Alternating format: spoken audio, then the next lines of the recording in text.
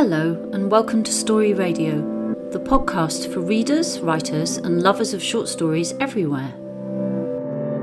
Today we have an interview with Lindsay Gillespie, a finalist in the Costa Short Story Award, followed by one of her short stories, A Summoning Spell. Today I'm talking to Lindsay Gillespie, and she's had a couple of stories broadcast on Story Radio. Loverman last year and Summoning Spell the year before. Her stories are rooted in a world we recognise, but her twists and energetic prose take us on a journey far from the everyday. Her story, Philosdactylus, has just been a finalist in the Costa Prize, and they recorded an audio version and the public voted on it. So congratulations, Lindsay, on writing the third most popular story amongst people who like coffee with bitter burnt taste. Could you tell me the origins of this story?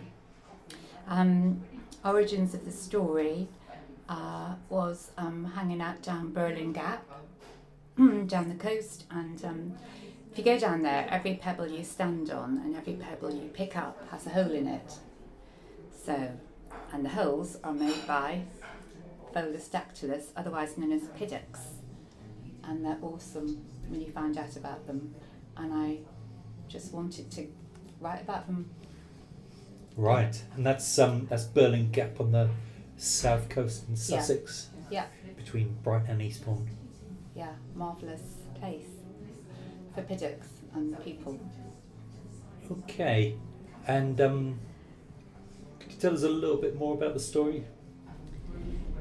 Well, okay, so I was a bit in love with these strange bivalves, which lived for 8 years, hidden in a rock, never leaving the little hole they made. I found out that they seemed completely secret and not many people know about them, but the people who did know about them were the Romans. And evidently Pliny said that they were amazing and they knew all about them. They looked like flames when you opened them because they were bioluminescent. They glowed a sort of blue-green light. So the Romans used to have these raiding parties. So the more I kind of read about them, I just wanted to use them in a story, but then, how best to tell the story. So that's what I played around with. And, Right.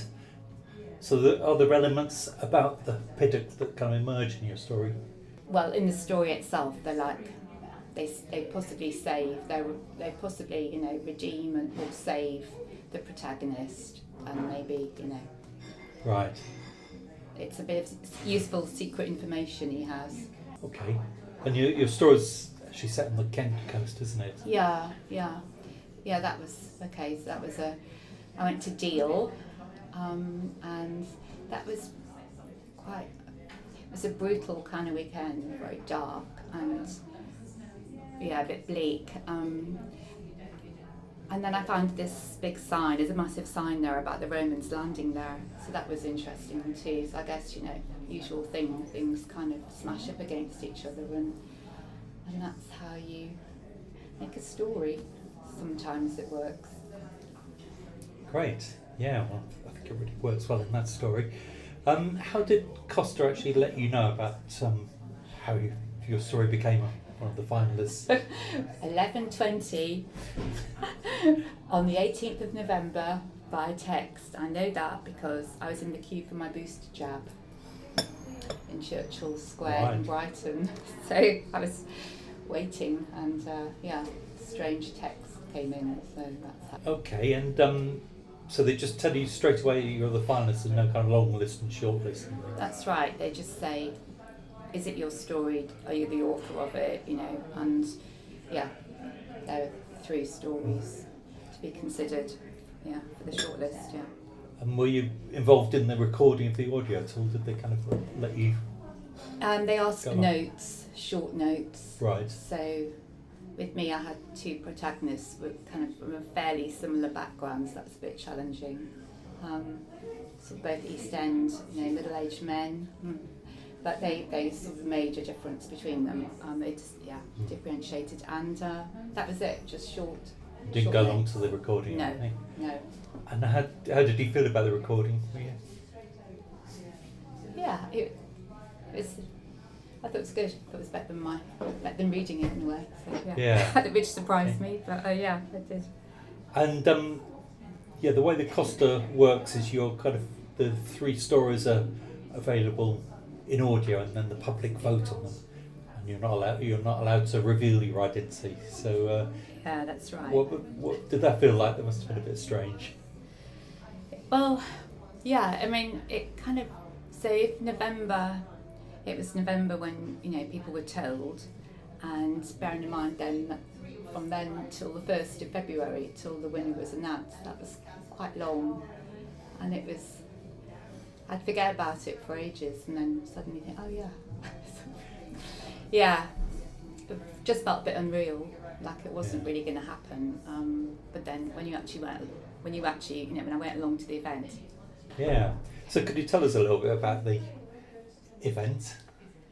Well, I think people were excited to be out of the house. I was quite dazzled by it all, and. It is part of the main Costa Awards, isn't it? Yeah. At one stage I hadn't quite realised that, but yes, it is. Possibly due to restrictions still being in place, some restrictions.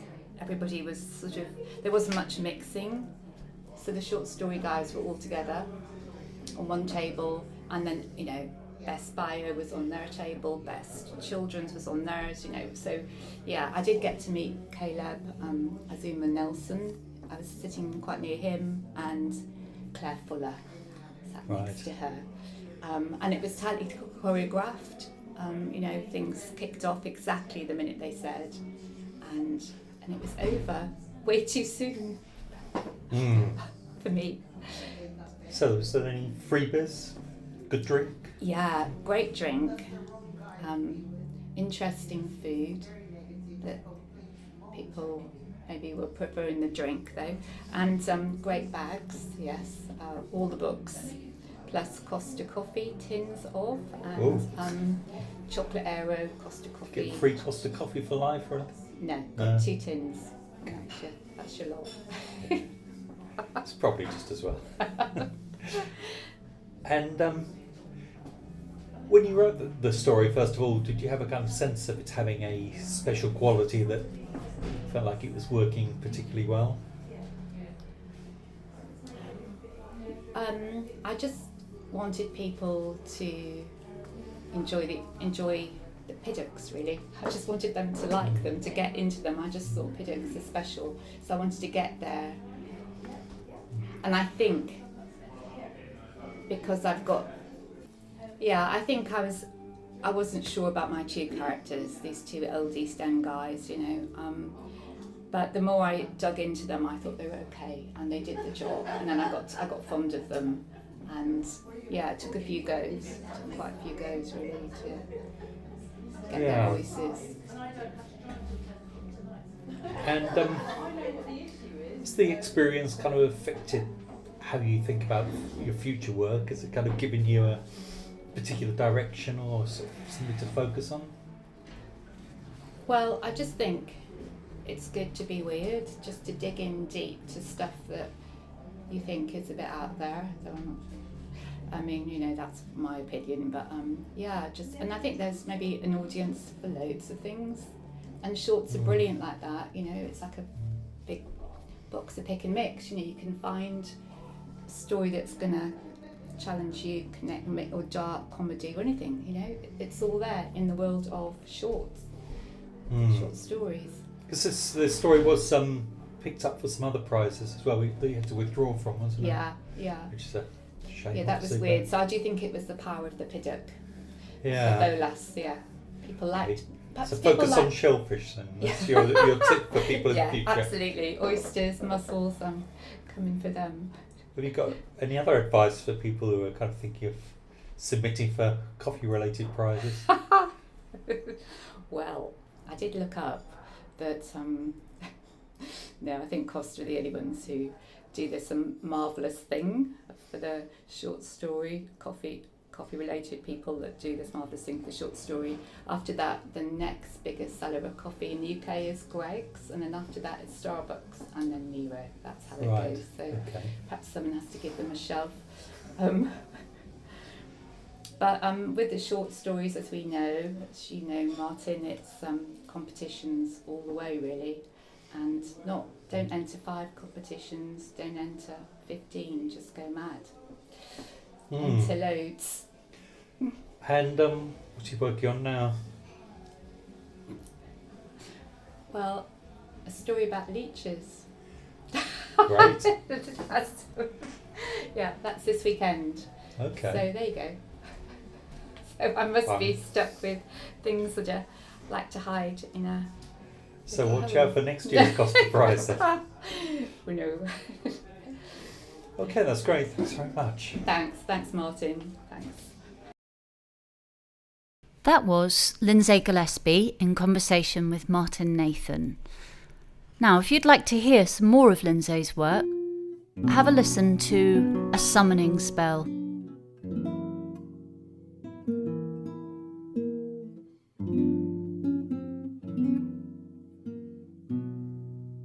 A Summoning Spell by Lindsay Gillespie.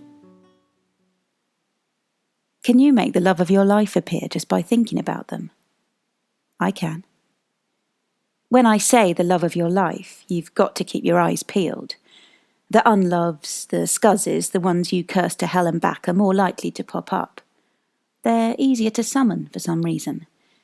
Like they're still flitting around the edges, hovering. Like they never really left at all. A good place for summoning. Where's a good place for summoning? Well, that would be right here. Up against the wall on Waterloo Bridge. 3rd arch, left side if you're coming from the south bank. But anywhere down by the river is good. I summoned up Marley Barley, first ever love from top infants, on the riverbank in the middle of a lightning storm. 3 foot nothing and so skinny you could see his ribcage and the lump of his heart trapped like a fish sticking out behind it. Another time down by the pier, 2 old flames came leaping out. There was Crazy K on one side and Bulldog on the other, both bearing down on me, and thank Christ someone kicked me out the way of the number 68. But the bridge is best. You can see who's coming. And if you summon and no one bites, just sit back down and cast again. Someone always shows.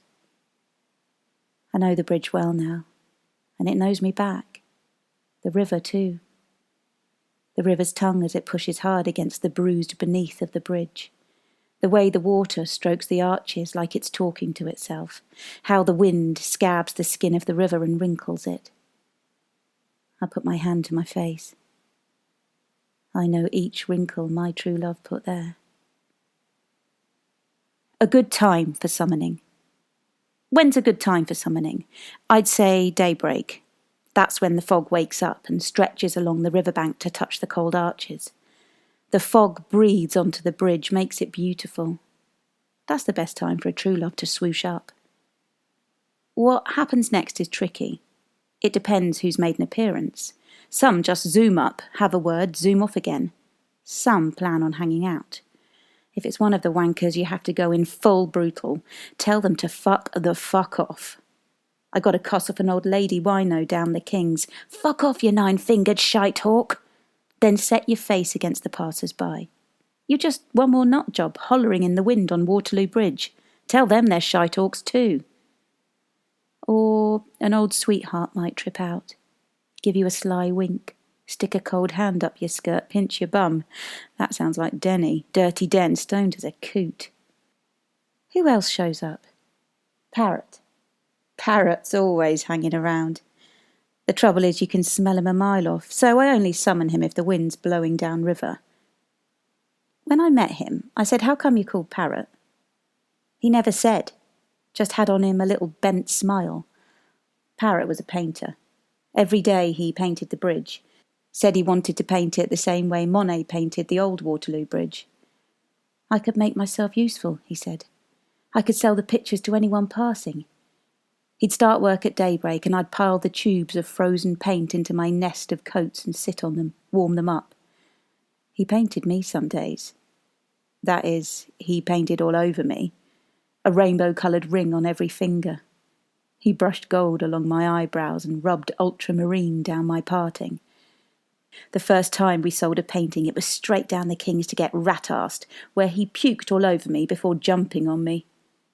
Afterwards he said, "So, now you know. That's how the male parrot chooses a female. He vomits on her."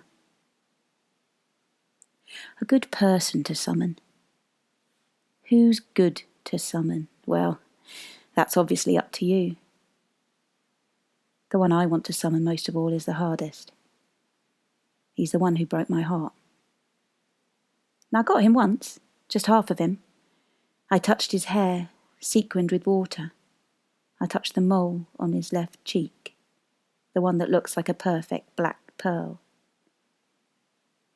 A long time ago I went looking for him, stepped out of my old life and followed him up to Waterloo and to this bridge. That winter, the winter he left, was turbulent. He'd started fighting. He wouldn't stop. At school, in the street, with his girlfriends, with me. Smashed his room up. One black sky day, he vanished.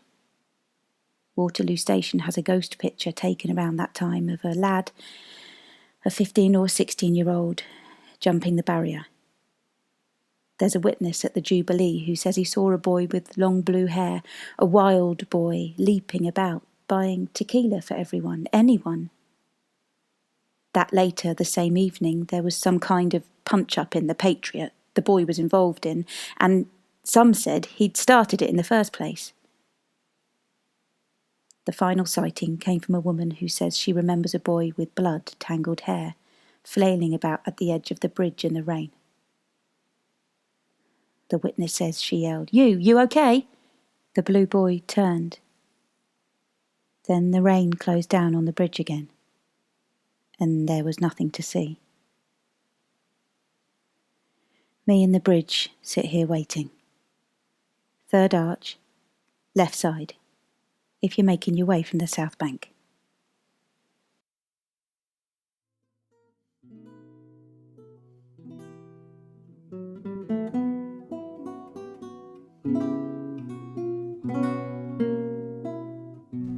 That was A Summoning Spell by Lindsay Gillespie.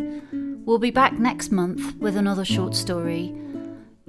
Please keep sending your short stories in, and do check out our Patreon if you'd like to support us. Thank you.